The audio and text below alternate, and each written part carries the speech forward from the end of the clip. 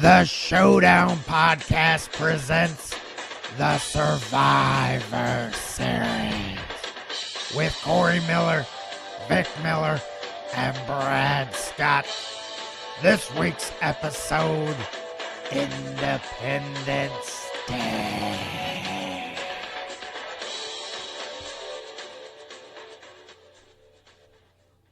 It's the end of the world as we know it.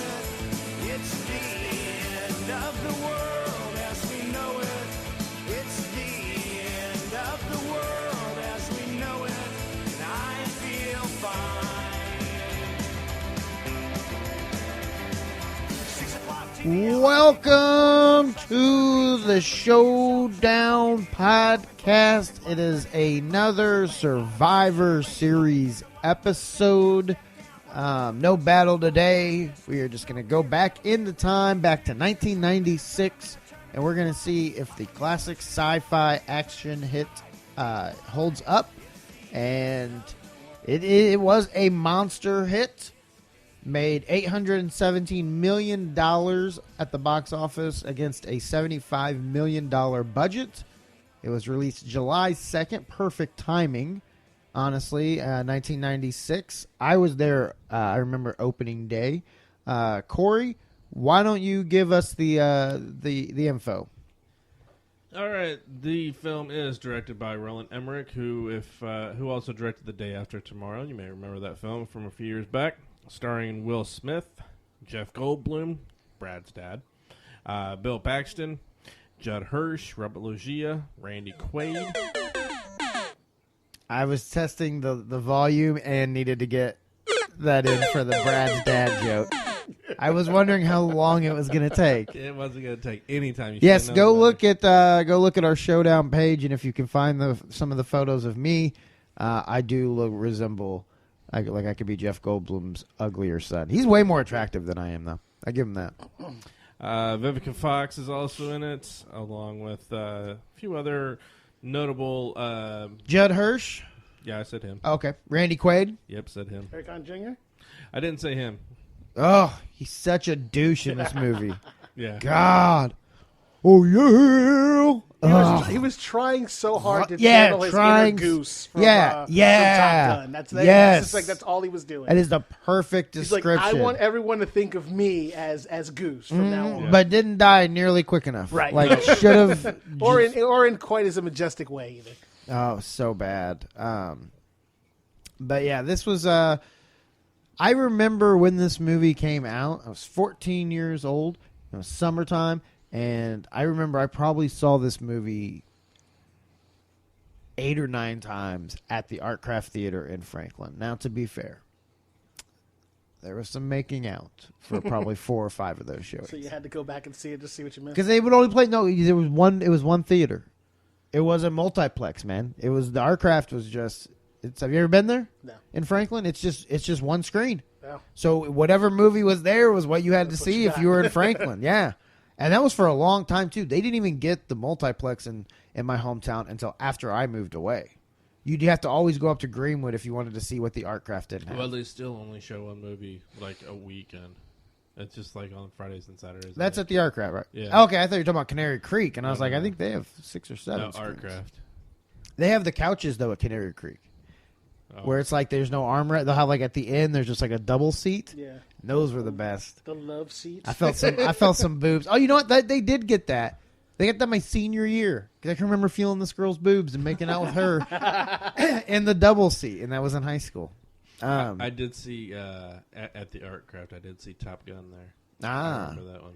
But I loved why this movie was so good in a theater, especially back then, because you weren't spoiled with all the effects we've had over the years. This was a pretty intense special effects for the time. Vic, do you remember seeing it? I do remember seeing it. And they would have had this in like 3D IMAX for sure. Oh, Like, yeah. no matter what, that's just they would have done anything else at the time if they had the technology. I'm I surprised it remember hasn't seeing it. It was one of those movies, like I said, that we went to a couple different times just because, one, everybody loves Will Smith, and two, like, it was energetic. Like, you like watching it, and it's built a disaster movie, but like just there's so much shit going on in it. Like everybody wanted to see. And I do remember like the first time I watched it, just wanting to see it again almost immediately. And it's a long movie. It's 2.5 hours. Yeah. It's a long movie, but it's definitely it has a very good pace to it. Right. It does kind of fly through it because have there's to so admit, much yeah. going on.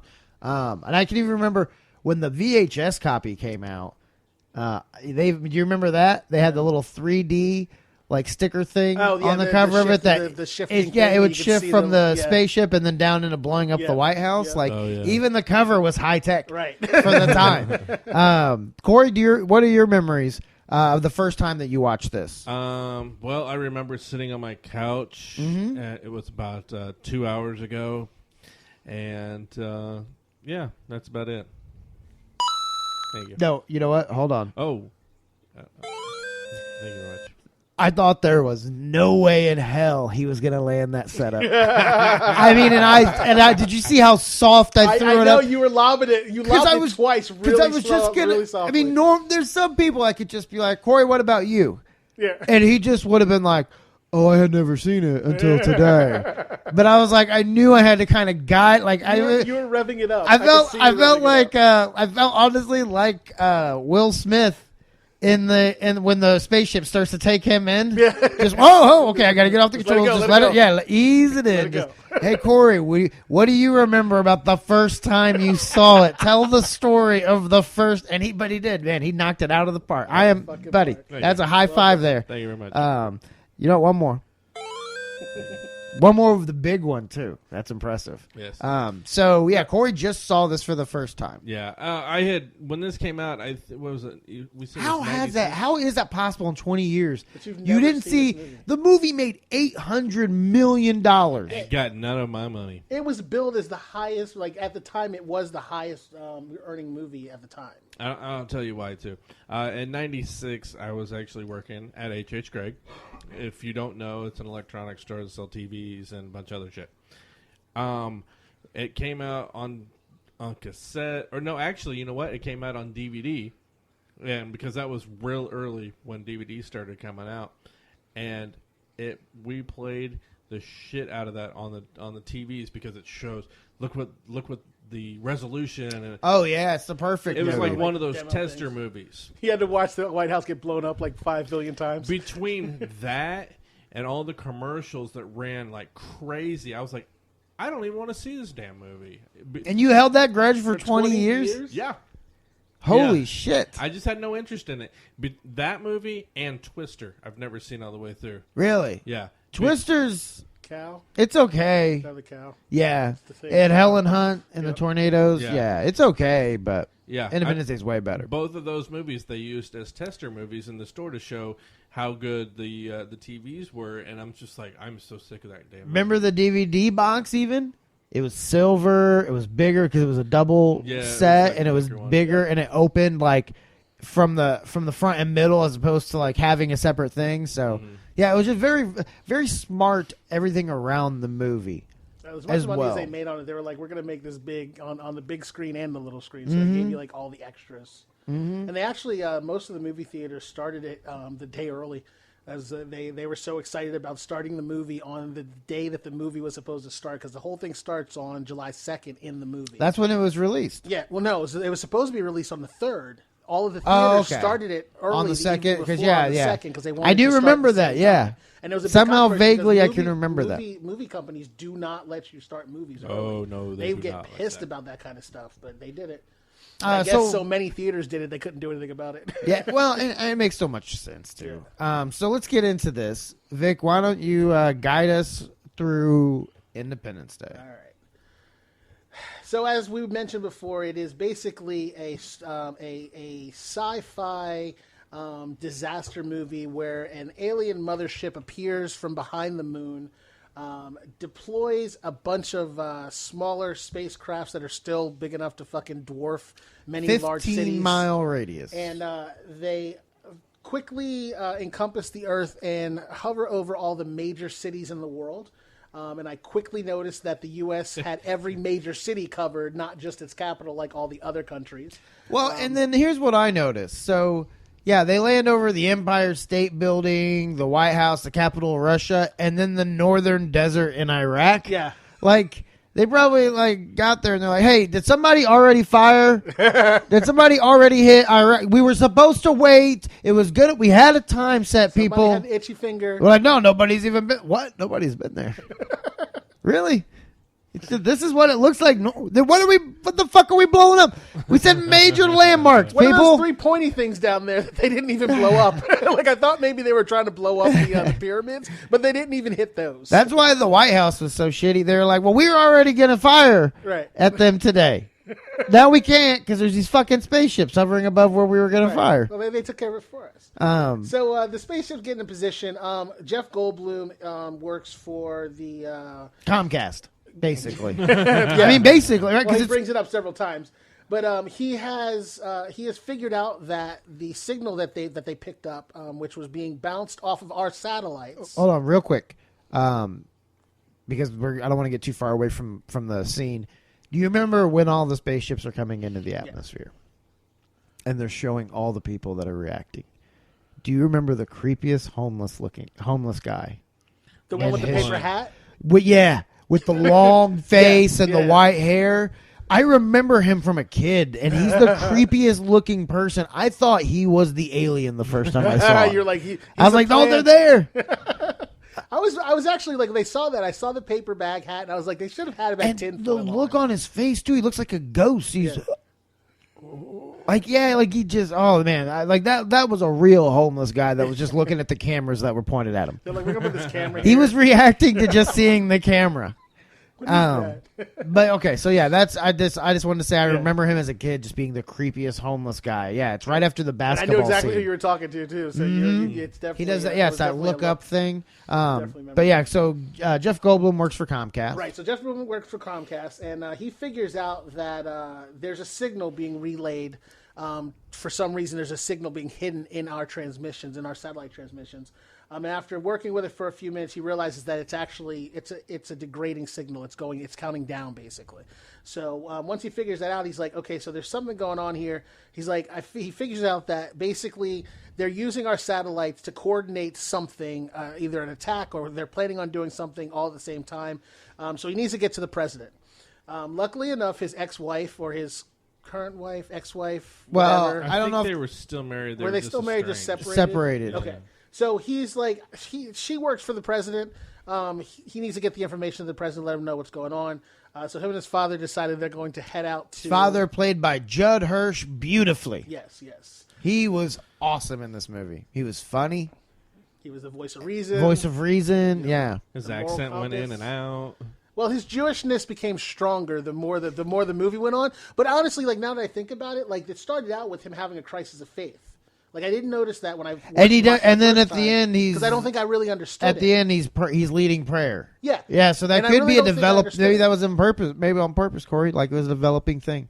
I honestly think it was because like a protagonist finding his way back to God. Right.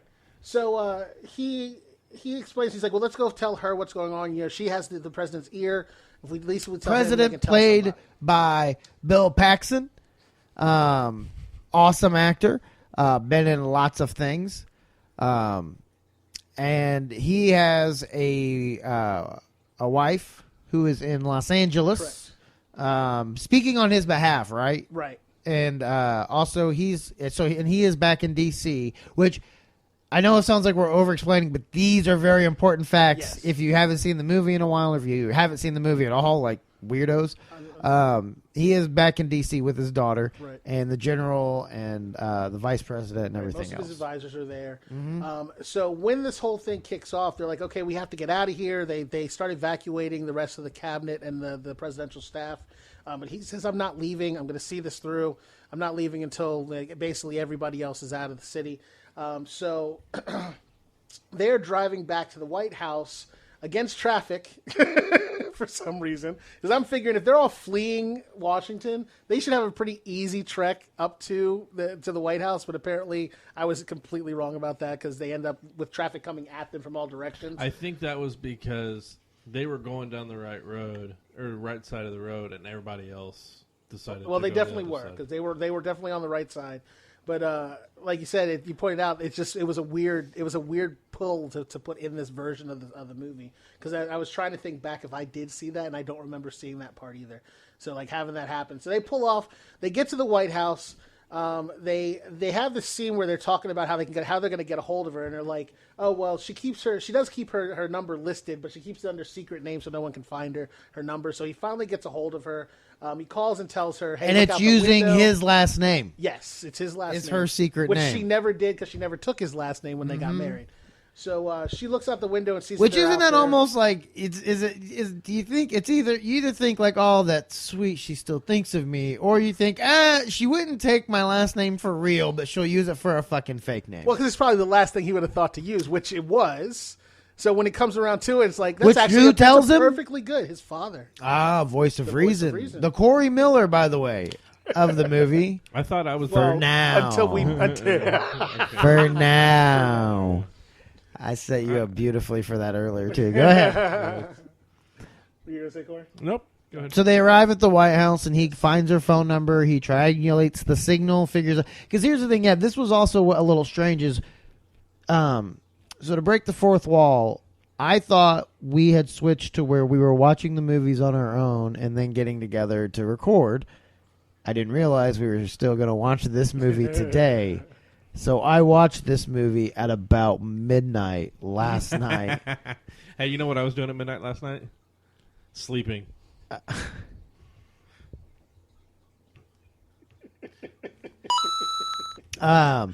So I watched it, midnight last night, but I watched it on demand on Comcast, and we watched like apparently the director's cut or Yeah, it's the special edition. special DVD. edition. Of course, it's And the so there were special literally scenes I've never seen that version of it. So there were literally scenes I was watching tonight for the first time. Right. 'Cause I didn't It was remember all it new to either. me. Yeah, but in the version I saw, he gets the signal Triangulates. from her and to figure out where she's at in Which the luckily house. she was directly at the window, Well, just outside just the outside gate, the right gate, where yeah. they were. Hey, there's a lot of luck involved with the end of the world. And he convinces her to him in. to let him in. So that he can tell the president Because what's he going is on. now, because he is also now, he's not only figured out that it's just a signal counting down, that it is an attack. Like, Yeah. he's figured out that this is, he says it's chess. There's really no other reason why they would be having a countdown unless they were doing a coordinated attack Mm-hmm. that said, okay, everyone fire now. And once he figures that out, he's in kind of, rush mode to try to let the president know, because obviously there's one poised directly over the White House. Mm-hmm. So they need to get the president Oh, out. and we've also failed to mention Randy Quaid, Yes. who plays the drunken. By the way, Randy Quaid was not acting in this film. I mean, he's in the film, but to him, this was all real. Yes. I They were firmly actually believe feeding him alcohol the entire time to keep him drunk. No, feeding, he had it. that. Yeah. Like, It was his own personal style. well, he thought he was battling aliens Yeah. They didn't have to force him. in this movie, but it starts off with him being drunk, and he crop dusts the wrong field, and you kind of figure out he's like the town joke. Yeah. And they make fun of him because he had claimed to have Been been abducted abducted by by aliens 10 years before that.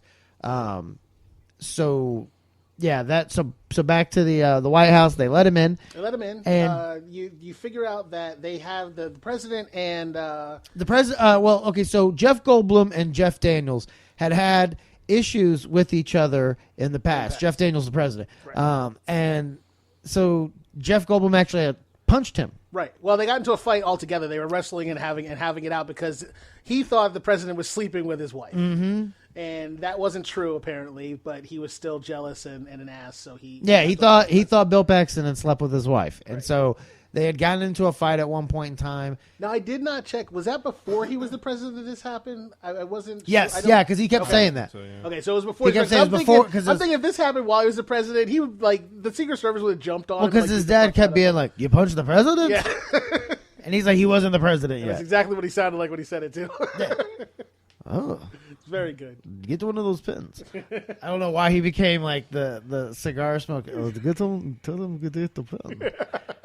But then, so Jeff Goldblum tells the president about what's going to happen, He and shows that him they the have. countdown on It was his like 20 laptop. minutes at that point, too, right? Yeah, well, it was at 20 minutes when he first got there. Then it flipped to 10 minutes shortly after.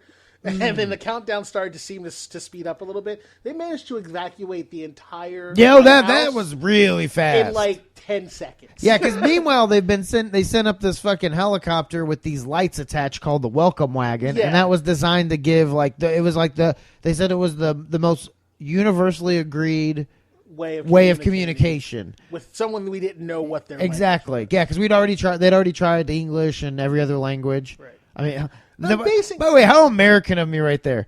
English and every other Right. language. Look, there is a certain amount of arrogance involved with this entire movie, really, when you think About being American? Yeah, absolutely. I will say this, though. I just got back from the Bahamas, okay? And I will say this. It is really good to be white and American. It really is. And here's the thing. Here in I was America... expecting Corey to say something. No, here in America, I don't even look that white to a lot of places. A lot of southern states, if you get my drift, a lot of smaller cities Consider you in West ethnic. Virginia, I don't look white. But at the Bahamas, I look like money. The people at the Atlantis didn't know I was there doing the comedy shows and I was broke as fuck. Like, they thought I was a white American tourist. So, boy, they will go out of their way to make you feel welcome and to take care of you. I can only imagine what happens if I showed up there. No, they'd treat you like shit. They think you're a Bohemian. Nice. They'd be like, "Oh, fuck him, he's local. We want the guy with the money." So yeah, he tells them about the attack, and they start evacuating, Right. and that was like the quickest. So quick. Like, they got them on the helicopter.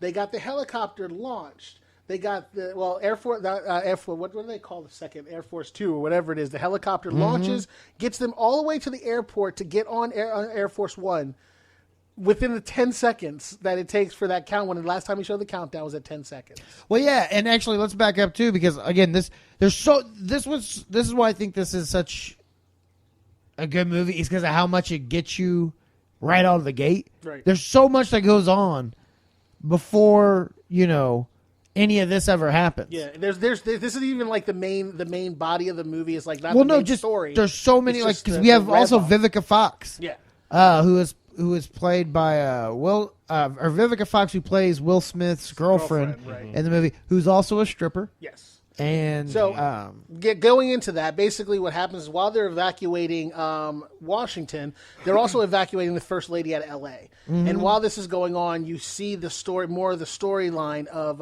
like Will Smith has a report to El Toro because they're setting up a counter strike against the aircraft, the spaceships.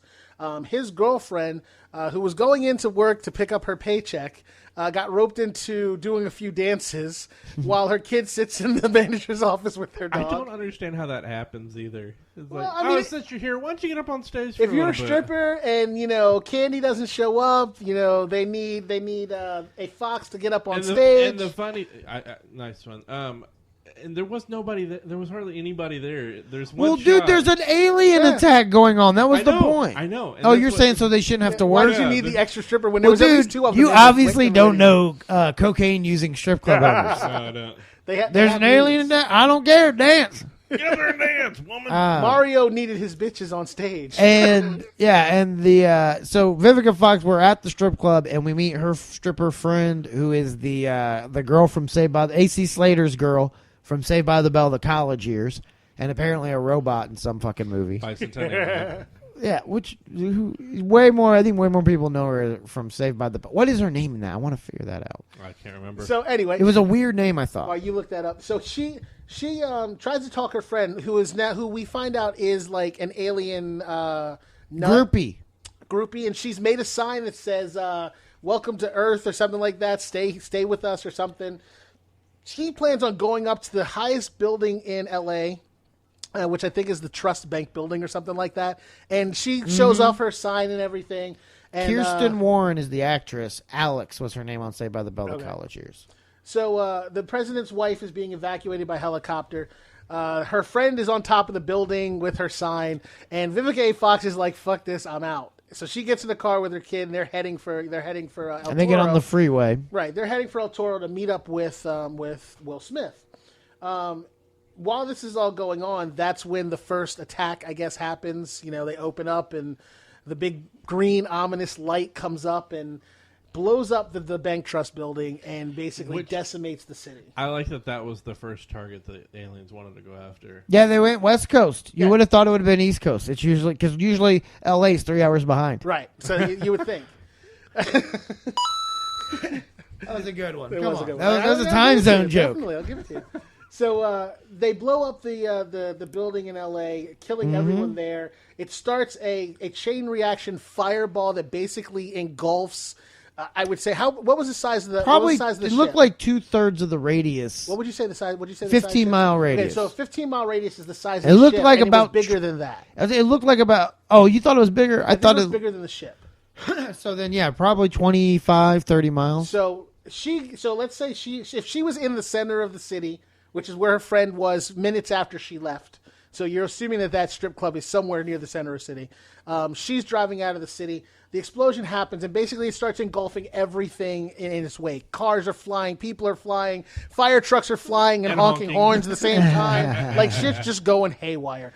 So she looks through her rearview mirror and she sees that this fireball is coming. She grabs her kid, pulls the dog out, grabs her purse. Her kid, and by makes the a run way, for it. Little Nicky from Fresh Prince of Bel-Air. Yes.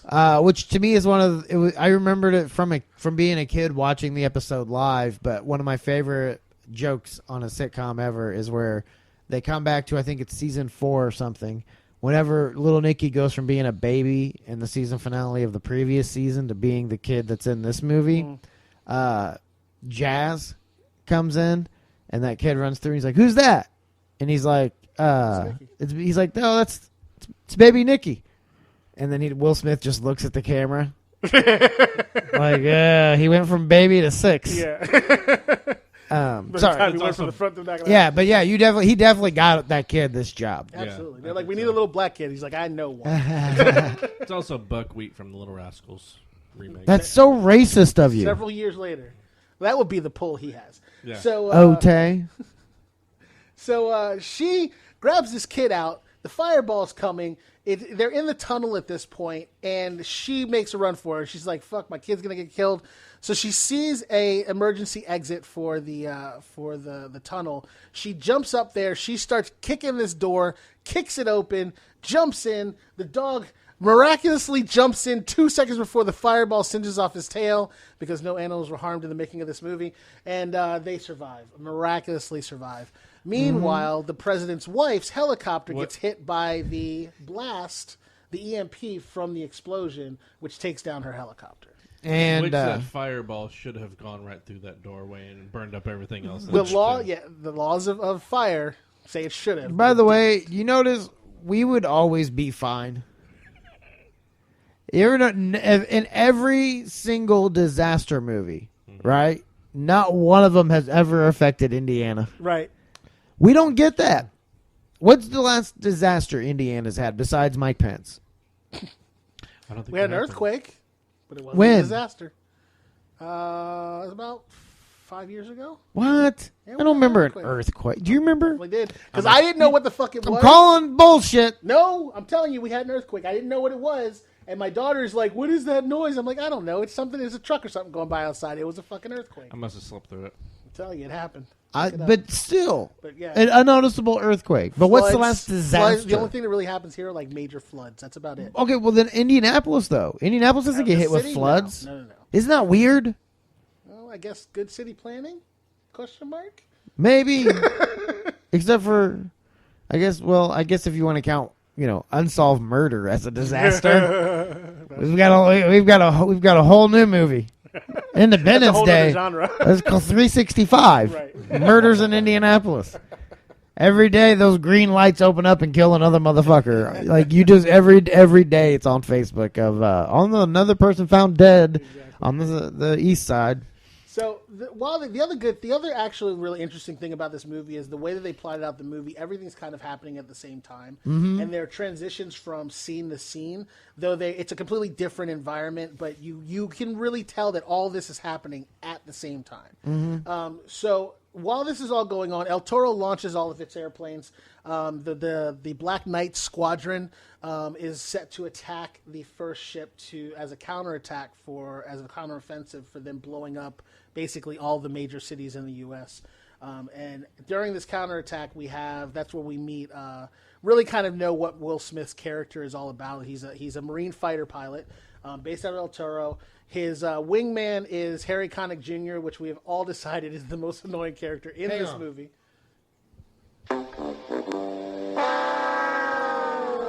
That's for Harry Connick Jr. No, okay. I was like, what did I do wrong? That's for his role in this movie. I was going, wait, I didn't say anything. Corey's got a Pavlovian response, like, I did something wrong. What was it? So they are being briefed on what's going on, and they're handing out their victory. Was it their victory? Cigars. Right, but they call it something. Victory dance. Victory dance. So the victory dance, the Black Knight Squadron has their victory dance, which is a cigar that they can only light after they've won the battle. So they take off.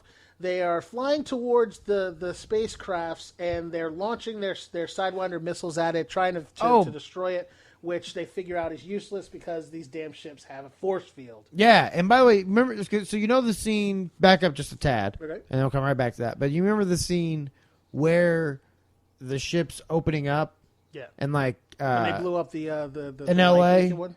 but Oh, no, in okay, LA, yeah, like gotcha. when the ship's opening up. You remember that? Do you guys remember that like sound that it made?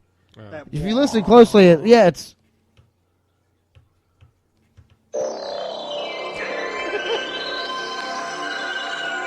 It's so pretty. Dear Lord. They're opening up. It's so pretty.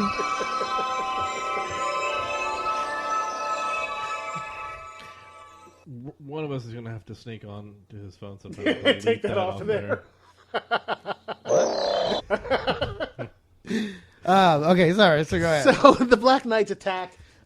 They figure out that the force field is keeping them from being able to actually do any damage to the ship. Yeah, and you thought they would have given themselves a little more room than to have to pull Yeah. up at the very last second, and one of them just. Not only that, but that's the third attack. It wasn't even like that was the first one. They're like, oh crap, there's a shield we need to pull up. 'Cause they're Yeah. thinking they had some time. This was their third strike when they figure this out. Meanwhile, the aliens are sitting inside their ship like dicks going, ha ha ha ha. Well, yeah, They don't and- even launch a counterattack until after the third strike Yeah, on the ship. and And then they're they're like, just like, all send right. out our ships. Let's just let's send get out this the over. 1,000 we got Yeah. there. So the beehive opens up and the swarm of fucking spaceships come out after them, but they're outnumbered like 3-1 because I think there was only like 12 or 13 fighter jets by the time it was all said and done. But so they one by one just start getting picked Cut him off. out of there! They start you start hear- getting picked off. Did you hear President Jeff Daniels? Yeah. Get him out of there! This time you're not doing it fast enough. I was like, dude, they can only fly so fucking fast. Like, you're the one that sent him there. This was all your Fuck you talking about? Well, the funny thing was, he was saying get him out of there, but they already told him to get out of there, so they are retreating. It's not like that guy you're yelling at is going to be able to do anything else. Yeah. Settle down, President Brian Billman. Like, Jesus. Get him out of there! So they bug out. They try to get away.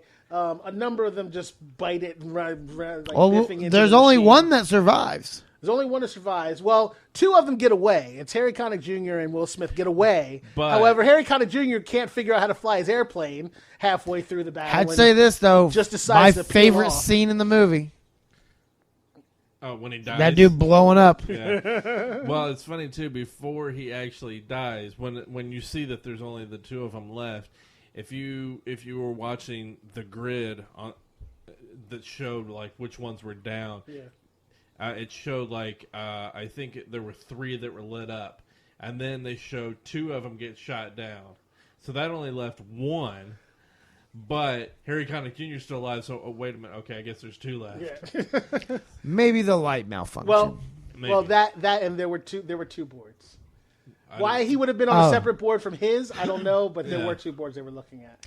Anyway, so Will Smith is leading one of the spaceships on a chase. through what looked like the Grand Canyon. To That's what I was thinking. Like, I'm not sure, but where's El Toro? That's California. Is the Grand I have Canyon in no idea. California? I I thought it was have- in Arizona No, it's in or Arizona. Nevada or something like that. But it wouldn't. Maybe not. It's not. It may not have been that far if they're. Yeah.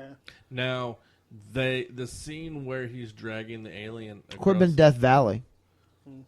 As they were, the salt flats were there. So that's what I was gonna say. That's where they filmed him dragging the alien across. Was at the Salt Flats, which is in Utah. So yeah, that's where. Yeah, he leads him through the chase, and then he ends up making the alien crash, and then by releasing his landing chute. Because those chutes are used for like when they land on an aircraft carrier. It hooks, it deploys the chute, it slows down the plane. His plane lost no speed when that. Like I was expecting that thing to pull like one of these little jerk motions or something. Yeah, but he's got impeccable timing. He knows exactly when to launch it, exactly when to release it. It flies and hits the spaceship. I mean, which is a pretty good ploy. He flies his plane directly towards the wall, ejects out, and the spaceship doesn't hit the wall. He kind of pulls up just in time. Yeah, but still wrecks. The wall. Still wrecks the ship. And Will Smith lands and miraculously doesn't break his legs the way he landed. Oh my god, he landed hard. That was a hard fall. Yeah, he landed hard. Or Stuntman. Well, yeah. I'm sure Will Smith Jazz. can do that one. He just throws him in anything dangerous. Carlton. That's why if you look closely enough, you can see him doing this not unusual dance. So he walks up to the spaceship. He climbs up on it, which the spaceship was a lot larger than I thought it was. It looked like from the scale, the way they were doing it. Yeah, especially when he walks on it. Yeah, because they show their planes and they show the spacecraft. I thought maybe they were around the same size, but that thing's fucking huge. Mm-hmm. So he climbs up and he manages to open the cockpit of this little fighter thing. And one of the aliens kind of pops out at him, and he decks it one and knocks it the fuck out, which I'm still not good with yet. But yeah, I'm calling bullshit on that. He tallywhacks that bitch hard. He fucks his ass up. He's pretty ripped, I guess. And then he drags the damn thing all the way back to the Air Force Base, which is amazing that it never woke up. Where did he know where the Air Force Base was, though? Like. Remember, he said he saw it as he was flying over. Okay. Yeah, that's what I'm saying. Like Corey had all such an issue with it. Like I've missed little things, but there's explanations for everything I found. Well, Corey has such an issue with that because I'm like, well, maybe he's a pro. You know, maybe he looked over the side and said, "Oh, look, an Air Force Base I've never heard of." He's trying. He's flying for his life to get away from this alien ship. There's but maybe he saw it on the way in. Did you think of that? On the way in? What, when he was flying? You mean before he was being chased? No, ain't no way. There's no way. I call BS. All right. Well, he found it. Yeah. And Randy Quaid, who has taken his family, he has this young son who's sick, who they pretty much just kind of say fuck off to. Like, you don't ever really find out much about him. He's like really... I was like, why did you make him sick? Yeah, what was the whole point Why of that? did he need to be a big plot point for it? Yeah. Well, I mean, part of the plot point earlier was that his dad didn't care enough to try to help take care of him. Yeah, but then because he was a drunken weirdo. But then, like, they kind of pull it into the story a little bit, but then they just let it go from there. Yeah. At the towards the end there, they had that scene that you hadn't seen before, where he was like, "My son needs a doctor," and was. And the scene where the one kid's like, "Here's the penicillin" or whatever. Yeah. I think it's a whole different illness. He had like an asthma, a respiratory thing. Well, they gave him some STD. No, they gave him something. Those were the only times this ever talked about. It's like, but to your point, it's like, why even bother writing that into the script? Not only that, the daughter too. Like, neither one of those characters. So in Signs. Okay, so let's skip to another alien invasion movie. In Signs, they made that a part of the storyline because at some point the alien gets a hold of the kid and sprays this poison shit in his face, but at that moment he was having a massive asthma attack and wasn't breathing. So like drawing that illness into the story makes sense, but putting this illness, which is pretty much the same thing, in here makes absolutely no sense whatsoever. No. Like it just wasn't necessary. So right. And they lose a point with me for that. Yeah, so they get to Area 51 where the president and Jeff Goldblum and everybody else have already gathered. Because after finding out that it exists, Judd Hirsch says, you had one there with the spaceships and the aliens. They're hanging up there. The Roswell, you know the place, Area 51. And another part to that storyline is, did you notice that he said that when the other ship came into range, like when they first noticed the big ship before all the other ones launched, that ship reactivated. Right. And like, so at that point, someone should have said, we need to tell somebody about this instead of being like, oh, we don't know nothing. It's Area 51. Like, so we could have had a whole lot more time. Well, it was classified. Apparently. Hindsight. Yeah. Still. That's when it was need to know. Yeah, and so in doing this as well, in Area 51, we meet the true Corey of the movie, Yes. Here it is. Dr. I don't remember his name. Thought you Corey's had the it name pulled up. guy. No, I don't. I thought you had it pulled up. He's the dude that gets choked out. It was. Okin? I think that Dr. was Okun. It was Okun. Dr. Data. That's Oh, who it Okun. was. Data. Dr. Data. Yeah, the Corey. The Corey of the movie.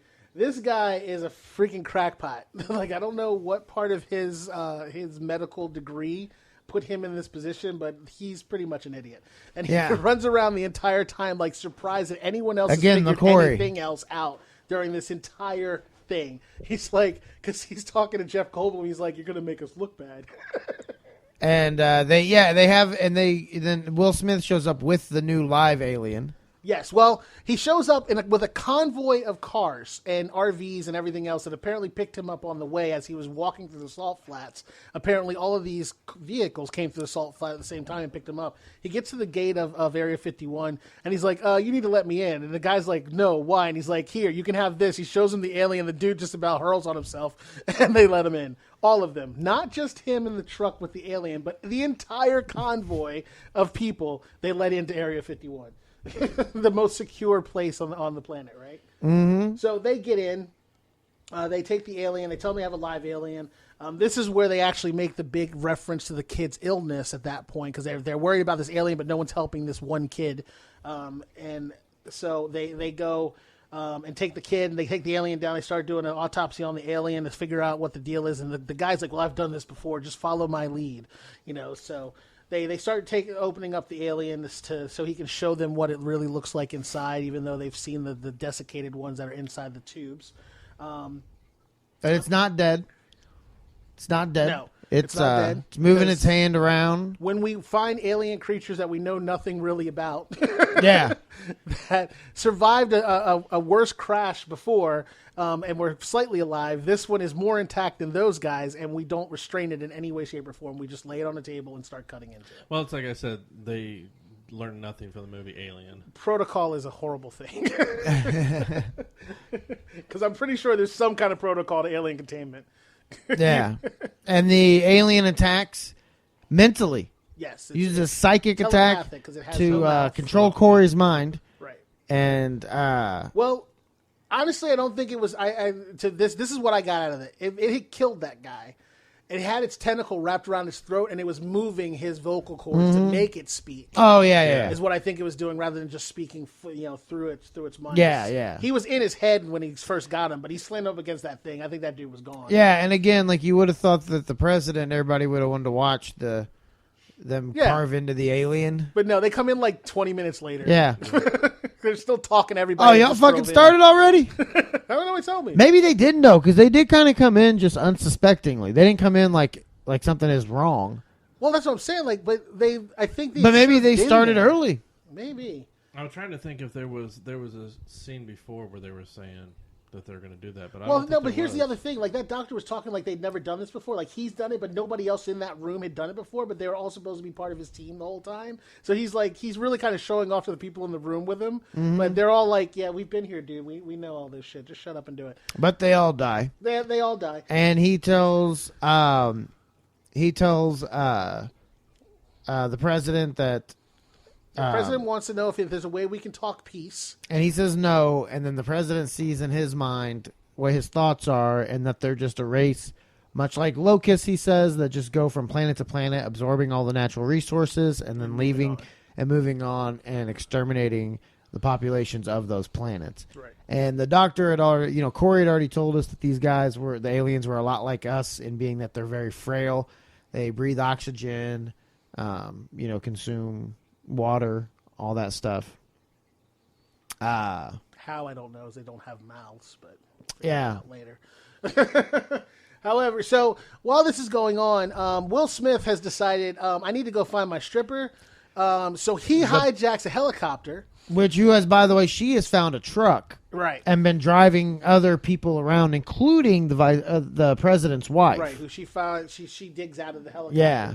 after crawling out of And they go to El the hole Toro. that she was in that had an opening on the other side. Yeah, she took the long way around. Yes. Like had to climb through this little tiny hole rather than just climbing out She over wanted the to big do hole. it the difficult way. Yeah, But yeah, they go to El Toro, right, because that's where Will Smith told her and that this he would meet her. and this shows you the power of stripper pussy right here. Is he got into a helicopter while they were planning a nuclear airstrike? Right. And after he was told El Toro was completely decimated, like Yeah. your mind would have said, You well, never shit, know. she's That dead. pussy might be there. That's when that stripper tells you to meet her back at the club at 4:30. And meet me around back at 4:30. And you have to work at 6. And your your buddies are like, dude, she's not gonna fucking be there, or they're gonna rob you. Don't Right. go. And you're like, nah, I think, It's love. She yeah, loves me. they've completely nuclear bombed the parking lot I'm of the Captain club. Save-A-Ho. Will Smith really was Captain Save-A-Ho. Absolutely. That's the one. That's like the one good thing. That what's the fucking name? Phil Gay Fox. No, Hank Williams Jr. His partner is his flying buddy. Oh, Harry Connick. Oh, Jr.? Harry Yeah, Connick Jr. him. Hank Williams Jr. Hank Williams Jr. Well, it was between that in my head or Conway Twitty, but I wasn't close on either. It's like that's like the one good thing he said in the whole movie was like, "Hey, they're not gonna let you fly a spaceship if you're married to a stripper." Right. Like, I don't know how much sense that makes, though. But this is the thing. Yeah. Like, they obviously live together. You're right. And he is a Marine pilot, which means he makes some good fucking money. Like, how much longer why did she still need to be stripping anyway? Like, I'm thinking he probably Because made they enough weren't to cover married it. yet. They weren't even engaged yet. This is true, but they were definitely fucking living together. Yeah, but she got to cover her bases, bro. She got to make sure she got her money. Yeah, she got to have that scratch. So he flies back to El Toro. Well, I do like also before that when she does meet the vice president. Oh, yeah, she's like, or the "What do you do?" sorry, the first lady, and She's she's like, "I'm a like, dancer." "What do you do?" I'm a dancer. Ballet. She's ballerina. Automatically assumes. Yeah, she's like exotic. And she's like, "Oh, didn't know you were a whore. Didn't realize." You don't look like a whore. So he gets them all loaded into the helicopter, flies them back to Area 51, and which is in New Mexico. Roswell. Roswell. Mm-hmm. Yeah, that's Area 51, Yes. which is in New Mexico. So that Yes. kind of fixes the Utah thing, doesn't it? Like where they were at. Yeah. So that just hit me. But so he gets them back. They unload the first lady, and they tell they're like she's fucked up. Like that helicopter crashed. She's lucky that she got out of it in the first place. She just basically lived long enough for you to give her a kiss goodbye and hug your kid. And there's nothing I can do. But that doctor was scared to fuck to tell him that answer. He was like, "You're the president of the United States. I'm about to tell you your wife's gonna die. You're gonna have me like ejected from the country or something." I don't know what the hell he was thinking. Now, did we actually see her die? No, I think it's No. just assumed, right? They did it off screen. They told him that she died. They Maybe. did tell him that she was gone. Maybe. Yeah. Because he turns around to the little girl and says, "Mommy's sleeping for good," or something like that. Maybe she didn't really die, and she comes back in the sequel. Oh, fucking Corey's goddamn conspiracy They theories. kill off Will Smith in the sequel, right? From what I understand, They make an explanation, yeah. they killed him off in the comics, and that's why he's not in the Oh. sequel. So, Well, it's probably better because I I'm don't- sure it's blasphemy him at this They weren't point. originally planning on doing a sequel, probably. yeah. But since we've run out of good ideas for movies and they're just remaking everything or doing sequels whenever they can, I guess they had to pull it out of the box. Hey, 10 Cloverfield Lane was original and good. Yeah. Still haven't seen it. It's good. So they get back. She gets to say goodbye to her daughter. He gets to say goodbye to his wife. He's now free and clear and a widow. So he can mac on all the new chicks that are Oh, yeah, he was thinking that the whole time. I'm going to get so much presidential pussy. and pity pussy of that, too. I'm good looking. I'm Jeff Daniels. I'm the president. I'm sexy and I'm I can single. reel him in with the kid. Yeah. I'm a single father. I'll be all up in that Oval Office. Is that what he calls it now? That's his euphemism for pussy, the Oval Office. That's perfect. So he gets them. They decide that we have to do something. We need to figure out a way to end this. So he wants them to kind of figure out a counteroffensive. And while this comes up, Jeff Goldblum, who apparently is the smartest fucking man on the planet, and the only person who could ever come up with this, even though there's got to be other people with his same level of intelligence because he's just an MIT graduate, figures out, hey, I can actually probably stop this. Because I figured out a way to upload a virus into their system, which should disrupt or isolate their shields. Which literally made me laugh out loud. But with that said, we do know that he has figured out how they're doing the transmissions and what they're doing. So getting into their system is not that far-fetched. However, I do still have questions about this whole process. Yeah. Okay, so how does he isolate their shields to know what to actually bring down? Like, I can understand getting a signal in, but how does he know it's going to isolate their shield and bring down their shield? Like, does he see the shield modulation? Like, does he know what it is? I'm a little confused on that point. I'm confused by the words you're using.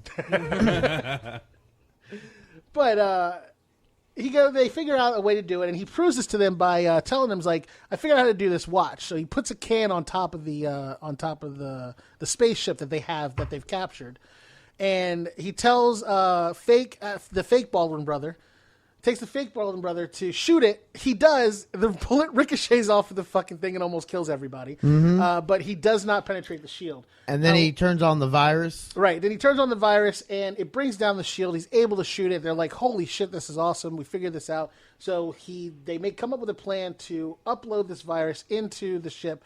They have to get close enough to the ship in order to actually get it into their stream. So the plan is Will Smith and Jeff Goldblum are going to fly the carrier ship that they found into the mothership, upload the virus, and launch a nuke at it. Basically sacrificing themselves but saving the world. Well, they had 30 seconds. But they have 30 seconds to get that fucking the thing out of missile there. doesn't detonate immediately. Just see how long it took them to dock that fucking ship. And I'll move on.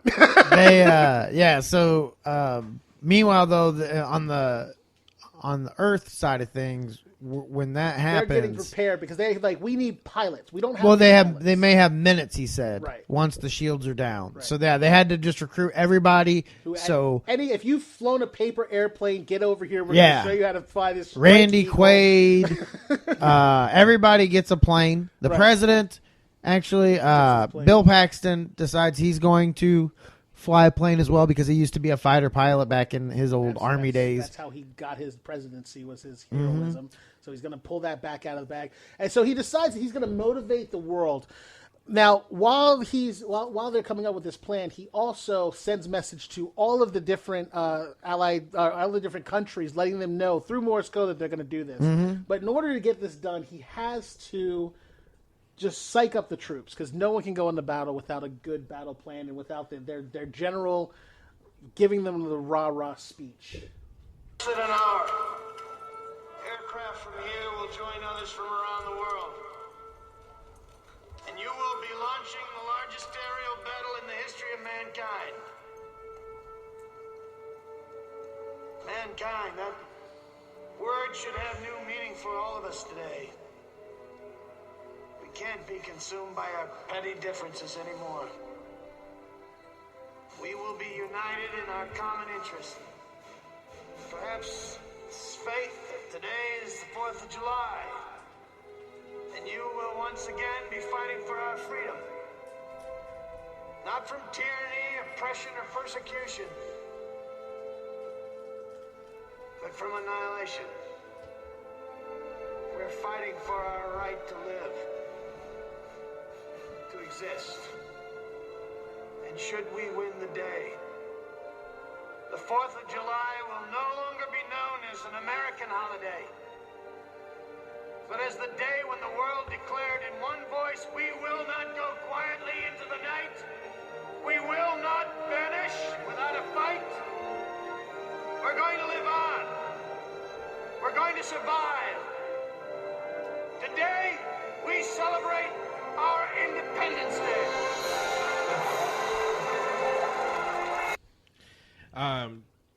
you may not have known this, but that speech was filmed in front of an old airplane hangar. The hangar once housed Enola Gay, which dropped the atomic bomb on Hiroshima exactly 50 years earlier. Holy shit. Yep. Holy, look at. You mentioned that we sent, or that the president sent out, like, telegraph, Message, whatever, to all these different countries. The film actually was banned in Lebanon because it included scenes where the Israelis and Iraqi soldiers had joined forces. So they didn't like that. So, there you go. So Who the fuck are you? I think an alien has its tentacle wrapped around your neck, all informative with good facts. So they get it done. They get the virus uploaded, but they're stuck. The alien ship has brought them in and questions them. Yeah. And then hooks up to a clamp. and stared them in the face. Because the front parking slot just happened to be open, by the way. And while that's going on, we realized that we didn't have enough, like the missiles weren't doing enough of a job on the ship. There wasn't causing enough damage. There's too many of their fighter pilots. We were losing too many people. President Bill Paxton has a chance to send one missile at their main weapon, but it misses. Yep. And then here comes Randy Quaid. Out of nowhere. Late Randy to the party. Quaid's crazy ass. Where the fuck was he? Like, did he take a wrong turn somewhere? He got held up, he said. And he decides that he has a missile, but it won't fire. It malfunctions. So then he decides to, It's like, fuck it. kamikaze that ass. He's like the guy at the end of Doctor Strangelove, where he just rides the atomic bomb all the way down. So he flies up into the green light, which we figured out was the aiming mechanism for the thing, because hovering right over where you're going to hit with a big green light was necessary in order to hit the target. Apparently, he flies into the green light. He hits the mechanism that fires and destroys the ship. That was the first one to go down. They sent the message telling everyone, hit the big green light underneath of the ship in order to bring it down, which I'm thinking probably should have been noticeable. And they basically start fast cutting to all of the different victories all over the world, where all of the different countries had come together to take down all of the alien crafts that were there. I keep wanting to say mothership, but those aren't the motherships. So while this is all going down, you have Will Smith and Jeff Goldblum basically talking shit to the alien tower control guy. Because they've decided that they're going to just release the nuke, and because they can't get the ship to move out of the clamp, and the alien has already seen them because the alien forces open the window. They've decided they're going to fire the nuke and just sacrifice themselves for the greater good. So they light up the cigars, light their victory dance, and basically start taunting that fucking alien, which has no idea what the fuck's going on. He's like, look, I'm not even supposed to be working today. That's what he was thinking the whole time. And they launched the fucking missile, which goes through. I was on vacation. They called and said, hey, we're invading this planet. You got to come in. I was just stopping in to pick up my paycheck. I said, this is my PTO. Okay, hey, pay time off. My alien dog is in the other room. I just wanted to get out of here. And the missile actually goes through and kind of fucks up all their mechanism shit. So it releases the clamp. So then they make a harrowing, daring escape at the last second through the tunnel door, and they get back to her. Well, you think they die. Yeah. Which, you see the explosion. Can we be honest? Probably would have been a cooler way for the movie to end. Yeah. Well, they walked away from that bitch unscathed. Yeah, and they got soaked up into the fireball, basically, which was nuclear. Yeah, yeah. Like the outside of that fucking ship should have been radioactive. Although, to be fair, I don't know. They had no shields. That's true. I was going to say that, but then I realized. I knew where it was coming. I guess none of us are exempt. So they're like, oh, we lost them. Everyone's sad for a second. And that one guy with the radar, he's like, I got him. I saw them. Yeah. I know where they are. And they send some trucks out to go get them. And they're just kind of nonchalantly doing the bad boys walk. The march. Yeah. Yeah. And, you got the fire in the background where the ship crashed, and they're Still smoking their cigars. And that's it. That's it. That is the movie. Heroic ending to a very good story, a very well plotted out story, I should say. And we will come right back after these commercial breaks with the rest of the show and our decision as to whether Independence Day is a survivor. After these messages, we'll be right back. It's commercial time. All right. We're going to do our patriotic duty for our country and our planet and tell you where to find us. Vic, start us off. You can find me on... Oh, the twist of all twists. Vic gets cut off. Corey. All right, you can find me on Twitter at NKOGonzo. You can also find me on Letterboxd using the Letterboxd app at NKOGonzo. All right, it's your first time. It would be rude to do it again. So, Vic, go ahead. You can find Oh, dummy. You fell for it. Keep kicking that football, buddy. It'll be there one day. You can find the show at The Showdown Pod on Twitter. Follow us. And you can find us on Facebook, The Showdown Podcast. Click like somebody should. Follow me at Brad Scott Comedy, or check out my website, bradscottcomedy.com, for all kinds of cool stuff and links to social media. All right, Vic. That was racist. Very. Calling me Charlie Brown. He's rubbing off on me. Because I'm brown. So you can find me online at Black and Angry. That's BLAQ and Angry on Xbox One, as well as on social media at MillerKing51. And check out Tilt Studio if you're in the Indianapolis area, is where Vic works. It's an awesome arcade. So check out Tilt Studio. 27,000 square feet of laser tag fun and enjoyment. All right, let's get back to the show.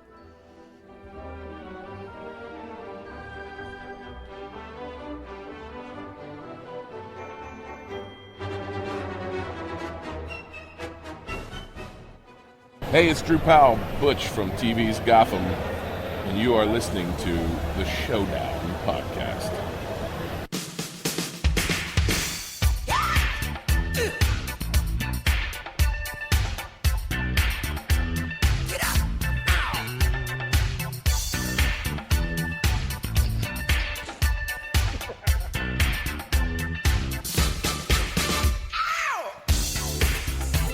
Welcome back to the Showdown Podcast.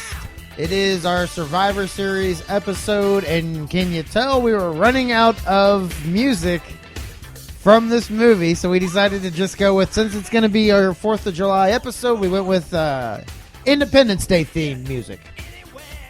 We're improvisers. Yeah, or in this case, Rocky IV music. Yes. Well, living in America, it's pretty patriotic.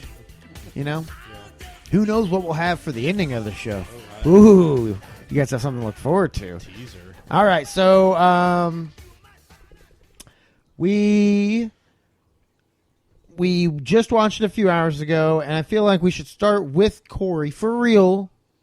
This is not like the commercials. For real, start with Corey, because he never seen it until today. So, Corey, you just saw it today.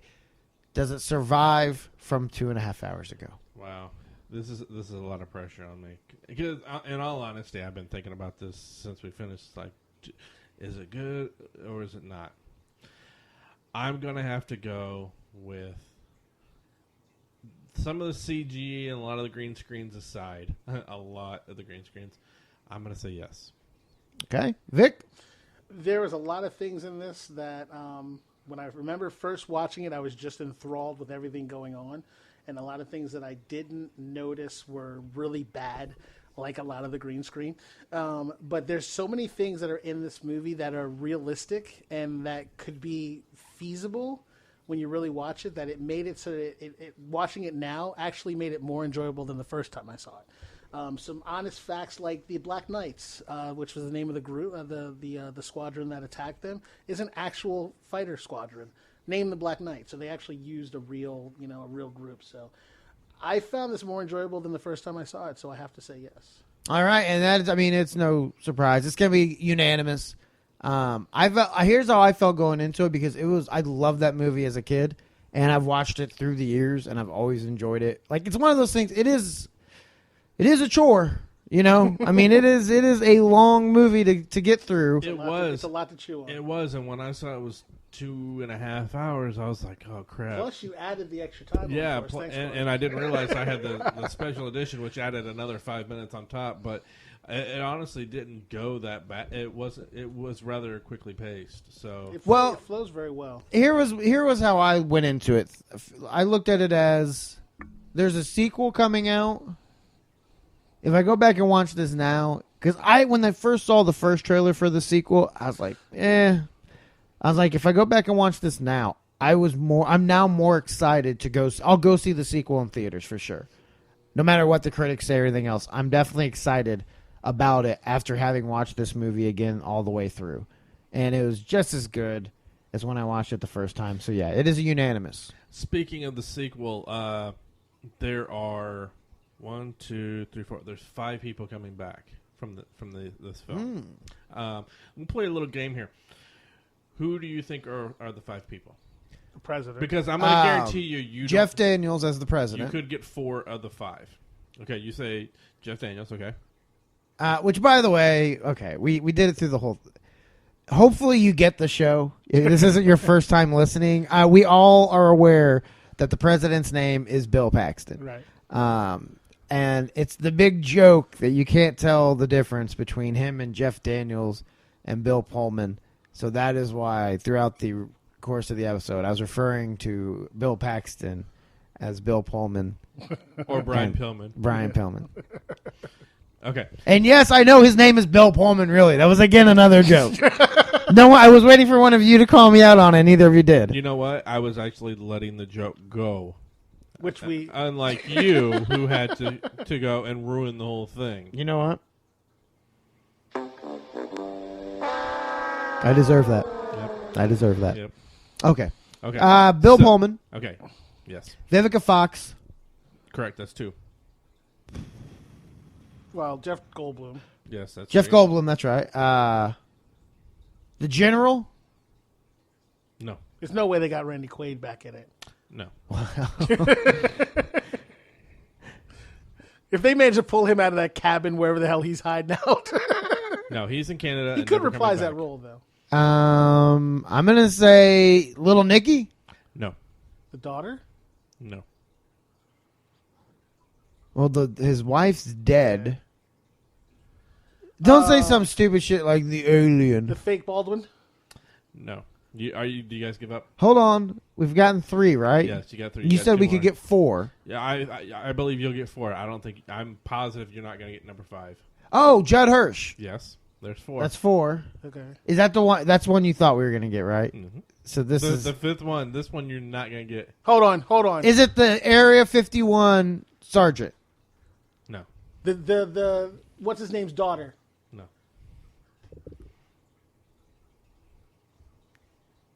Poor man's Keanu Reeves? No. Who? Andrew Keegan? No. The creepy homeless guy that looks like a ghost. No. All right. The Medal of Honor winner that followed Pullman back in from the planes. I think we've named every the character. fuck is it? Wait, no. It's the shitty dude from Meet the Parents. No. Jesus. That- Who is it? We're done with this. Dr. Oaken? Yes. Corey's coming back. I got it. Oh my God. I thought he was Wait, dead. hey, yeah. I know. It says here, Jeff Goldblum, Bill Pullman, Judd Hirsch, Vivica Fox, and Brent Spiner are the only actors to reprise their roles in Independence Day Resurgence. I So could've he must swore have been that dude was alive. Dead. No, he must have made it. There's no freaking way. I don't know how they're going to do it. I'll be interested. Maybe to you see know how it what? works Maybe it's like a video or some shit. You know, of like him More going. information, like yeah. Well, like of him Like- doing the dissection of the first Like- aliens. Like Jamie Kennedy in Scream 3. Oh, where probably. he's got the video. where Yeah, it's on I stopped video. watching after Scream 2. And then I was on a date, and the girl rented Scream 4, I think, where like literally the first 10 minutes of the movie is, this is a movie, no, this is a movie, no, this is a movie, and it's a movie inside a movie, like that Inception bullshit. And I was done. I told her, I was like, I'm it's not a movie watching about the the rest. first movie, about the second movie. I that played has on my like, phone the rest of the time. Yeah, I don't know how he's coming back, but he is. William Holy Fichtner's cow. in this, so I am excited now to see that movie, though. I mean, like, It the looks premise kinda behind stupid. Well, the premise behind it is that they decide that they're going to use the technology that they salvage from all the wrecked ships. Yeah, to better. Well, the Earth comes humanity's- together, and that's kind of what I'm interested in seeing Yeah, in that. how they do Especially, that. isn't that like a weird movie for right now, where like America can't even unite for anything? Now, what are you doing over there? I was reading more. I was like, did we lose him again? No, I'm reading. I think we should do real quick a classic since this movie. I mean, there's no point in doing a full recast, but I do feel like there's one part that At would least be one. good. Yeah. What if we recast Will Smith with Miley Cyrus? Hold on, before you get to that, I went to the Independence Day resurgence page on IMDb, and it says, "Didn't Dr. Oaken die in the last movie?" It says that let's see, the alien is shot to death, and we see Dr. Oaken laying on the floor, lifeless, with eyes open, apparently dead. But it was never confirmed. According to Dr. Oaken himself, there was a shot filmed of the Major, Adam Baldwin, kneeling over Oaken's body and taking his pulse. The Major then says to the president, "He's dead, sir." This was cut from the film in anticipation of a sequel. So, You couldn't have waited until after my 10-second bit nope, to do that. You cut me off in the bits. you hadn't started yet. Vic and I had started. he I literally just had to do the impression. That was breaking news, though. literally just said, he's like, what are you doing over there? You're like, nothing. So he went into his bit. Yeah, and you're then like- you interrupted the bit with 10 goddamn seconds left. That was breaking news. You didn't play the breaking news sound first. Sorry, You have to play the breaking news sound first to be able to have breaking news. I put it in post.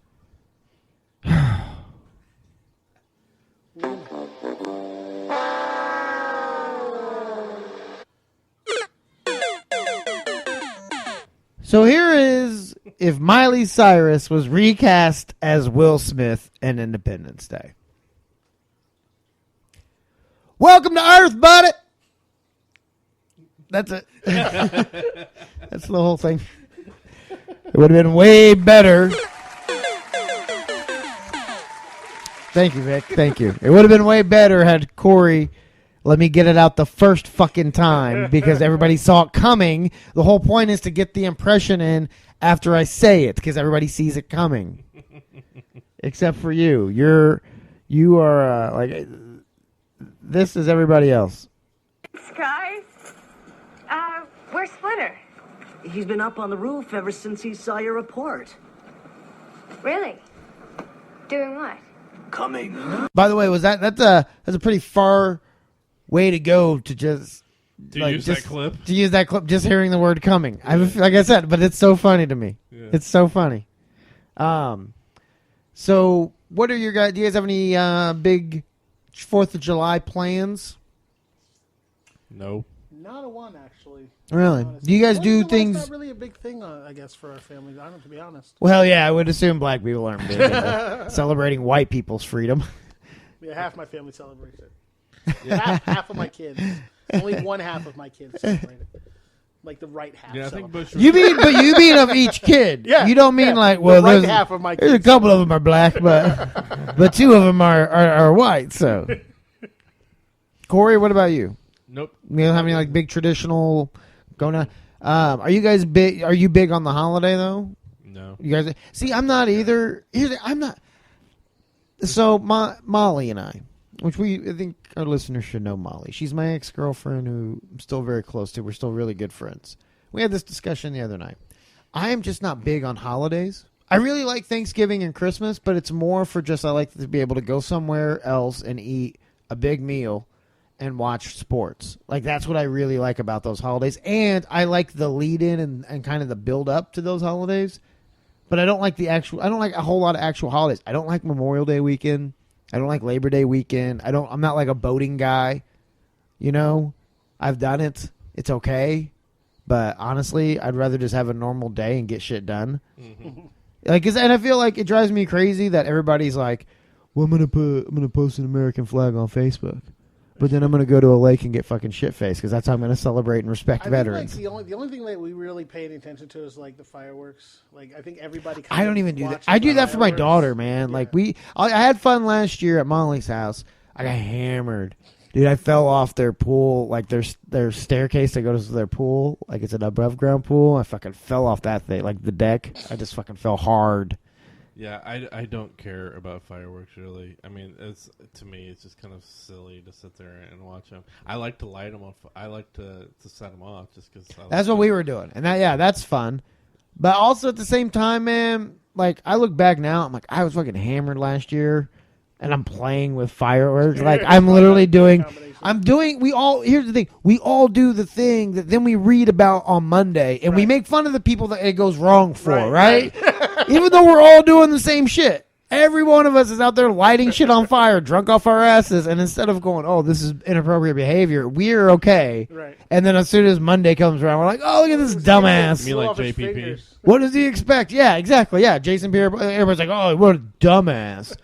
He's got millions of dollars. Why would he be doing that? Why would he risk it? It's like, well, because he has the health care and the money to fix it if it goes wrong. What's your dumbass reason for doing it?